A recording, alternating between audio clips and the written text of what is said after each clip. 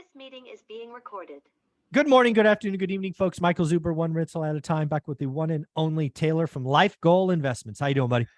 I'm doing great. Thanks so much for having me. Looking forward to a little inflation. Let's do it. Yeah, so let's talk about inflation. We've obviously, we've had hope, knock on wood, peak inflation. Knock on wood. I actually, one of my kind of nightmare scenarios is we have a rough winter. Gas goes to oil goes to 140 or higher. Food becomes a problem. Nat gas is already up. We get a reversal in corn and soy. It's like all hell breaks loose. We get what Europe's getting right now. Yeah, exactly. We get a little Europe. Right. So again, we may not have had peak inflation, but let's just tease the idea that we've had peak inflation. Sure. At least most people would agree 100% that it is at least leading that direction. I would say that's fair. But I do want to delineate between headline and core, because one has come down and one hasn't. Mm-hmm. One is frankly looked at more by the Fed and not understood, and that is core, because headline is so variable, which we have seen. When you talk inflation, do you, Taylor, kind of look at core or headline? When you think peak inflation, do you think core or headline? What do you think? What do you think is going on with inflation? I was actually listening to a podcast just this morning on this, and what's interesting is how the Fed looks at it, which is how essentially everyone should look at it, right? Yeah, exactly. They're in charge. Why don't we just follow their rules? Yeah, exactly.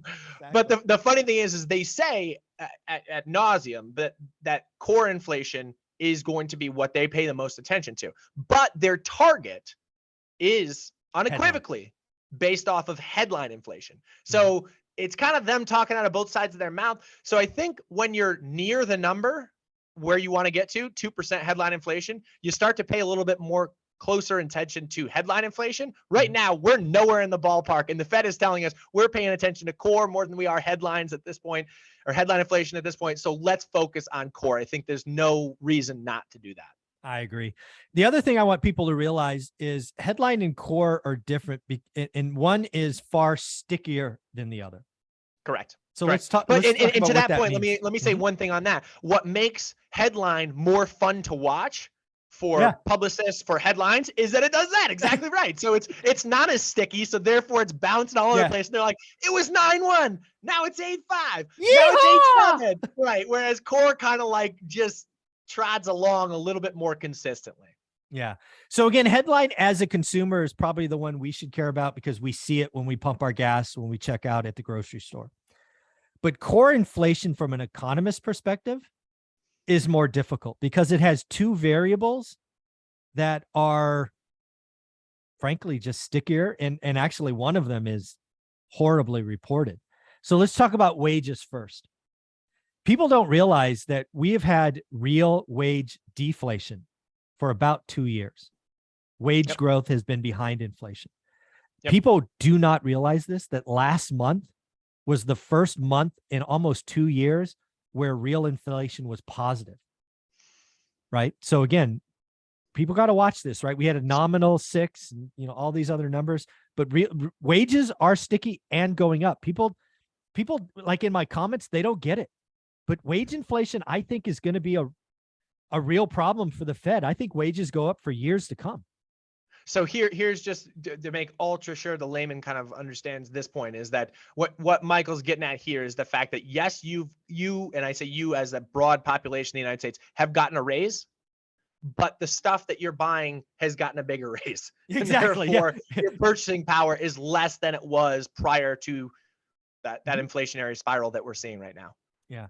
But again, it's again, something I've been putting out there for the last couple of months is, folks, we've got to watch wages, because I think we're going to have a 3 to 5 year period where wage inflation is real, which is good, but also will make the Fed's job harder.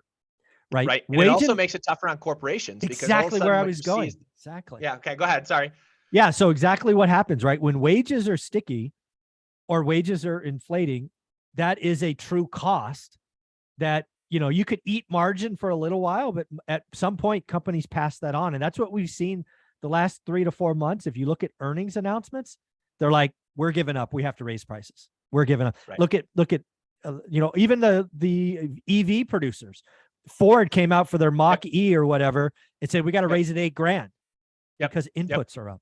So Yep. Tesla said the same thing on their self-driving capabilities. exactly. What's interesting, and one of the things we should have brought up in the last, and I should have brought up rather on the last conversation was about the Fed last week, is what Jay Powell did a really good job of, in my opinion, was talking about how inflation is a self-fulfilling prophecy. And the Yes. fact he talked about, as people understand that inflation's there and the expectation that inflation's to come, it is a feedback loop where it lives and it breathes and it feeds off each other, causing inflation to go higher and higher because people expect prices to go higher. Yeah. Yeah. It is definitely that. But again, so I think wages, as headline comes down, again, we talked about right at the end of the meeting, there's more and more people not living paycheck to paycheck. It's still over 50%, but not as high. That is because wage inflation for the first time in almost 2 years is positive. And I think we will get another positive number on Friday when we get the August jobs number. Now that feels good to say as a consumer, you actually have real wage growth versus negative, but let's not forget the Fed's job.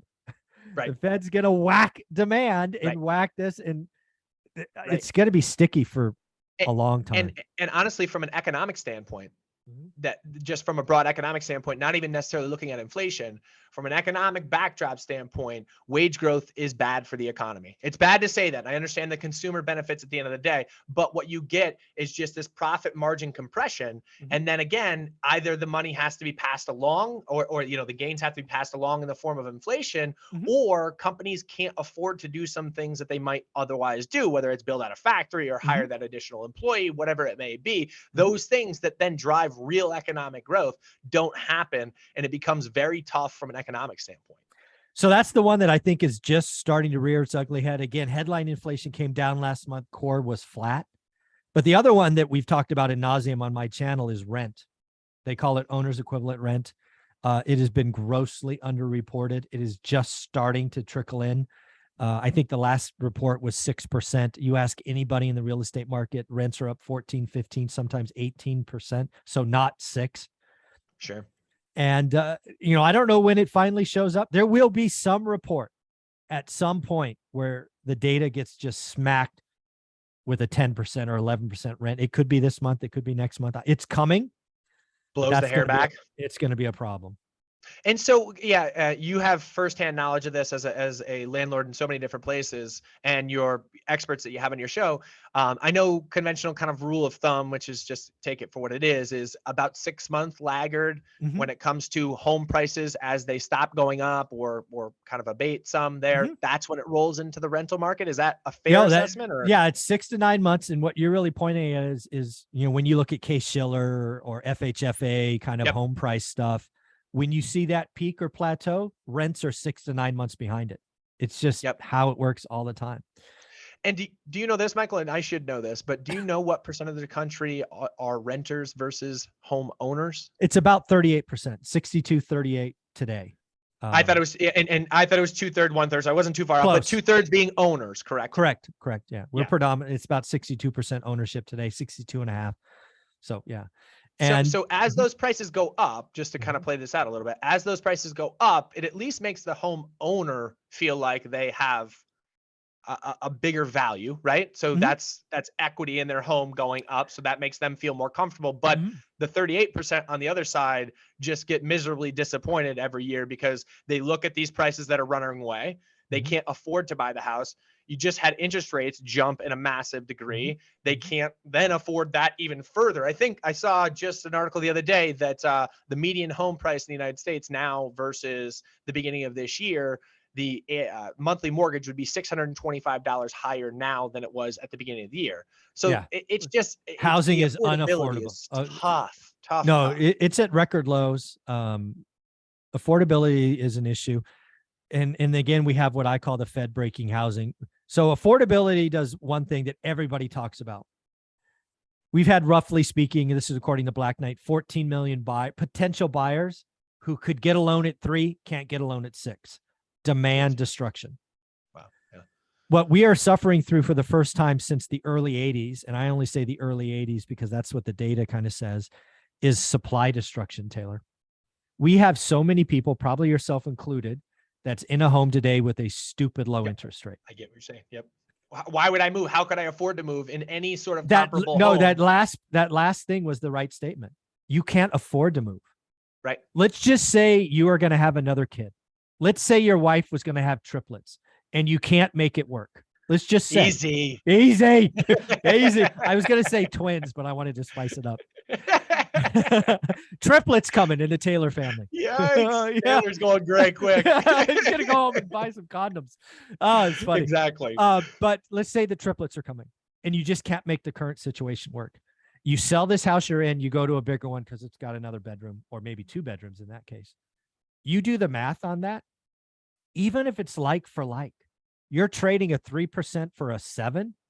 Dude, your mortgage payment's up 150 to 250%, let alone you and I both know extra bedrooms cost money. You add 100 grand on what you could sell and an interest rate that's double, your mortgage payment would go up 300% because of the triplets.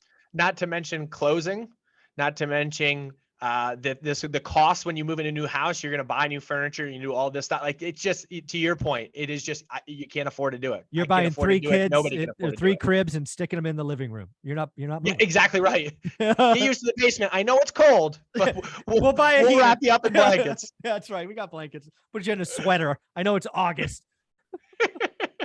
But yeah. So we are going. I've been calling a housing recession for a while. I've now pivoted and calling a housing depression. I think because again, housing market's 15% of GDP, roughly speaking. I think we're going to see a collapse of up to 50% in transactions and new builds, and that's going to roll into a recession, pull the entire economy into recession. It's going to be bad. We put a video out just for context of how much shift in, not in your opinion, because you've been very staunch in your stance, but how much shift there's been in just kind of headline, general sentiment, et cetera, at the end of the second quarter. So July 1, we put out a video of our expectation of different asset classes in the second half of the year. And we said housing prices down. And people looked at us like, you are absolutely crazy. What are you talking about? They didn't care about what we said about stocks. They didn't care about what we said about bonds, about commodities. The housing component of it was the one that people went nuts over. You guys are losers. You're idiots. You can't understand Stay in how your economics lane. work. And look, what month was the first one where housing prices rolled over? Yeah, we just had it. There you go. And it's going to be a lot of fun to see. Again, this is about inflation, folks. All the talking heads are going to talk about headline, and rightly so. 9-1 is stupid. But don't get it twisted. Core inflation is going to be sticky. Again, if somebody did the math, if we had 0% inflation for the next 4 months, like Joe Biden said we had last month, headline would be at 6. We got a long way to go. 2. That's their goal. 2. That's the number. That's the number right there. Yeah, I mean, we may not get. I mean, the Fed. Yeah, I'll say it right here. I don't think the Fed cuts next year. They'll pause. They could pause for a long time. I see no cuts next year. I think the other part of the economic equation with unemployment, and then although they don't focus on GDP, that stuff is going to start to bleed through into it. And I think they will. But that said, let's see. We'll see how it plays out. All right. I'm going to look forward to topic number 3 with you. But before we do that, Taylor, where can people find you? Yeah, find us at Life Goal Investments on Instagram is the best place. We put out daily content there. That's kind of the intersection of economics, markets, politics. Yeah, keep all it macro up. stuff. You're doing amazing stuff. I like looking at it every day. Thanks, Taylor. You're the man. Thanks, Michael.